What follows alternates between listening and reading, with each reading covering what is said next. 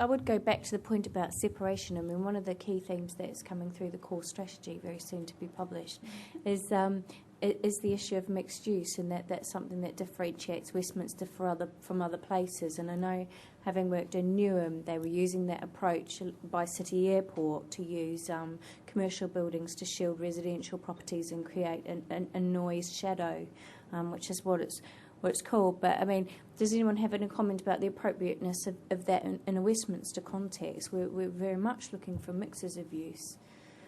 I had recent experience of that in a proposal for a land use swap, where a development was proposed, and they did not want to provide the housing on site, and so they were going to provide it just across the way.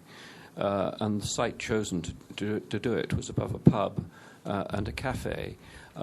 Now, even if that pub and that cafe are extremely well run by very reputable people, the effect of the smoking ban will mean that a large number of people will be standing outside and, just chatting and talking and smoking. And so, in terms of noise pollution for the people above, so I think that when housing developments are being put forward in that way, it's not just that.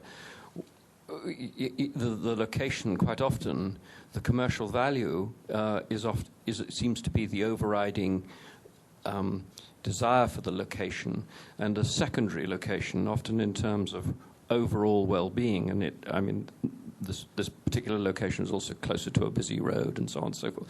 So somehow the housing is put in because it has to be put in, but it's not necessarily put in the most desirable location. I'm sure because of the demand for people to live in central London, to cut down on their own commuting and everything else, that it will be occupied. But I think that in terms of your city management planning function, one should perhaps look quite closely at some of those off-site that's a housing criteria provisions. when we look at land swaps, is the local environment and local pollution. Well, I suspect that this one will still go ahead, although I don't think it will provide very good residential accommodation.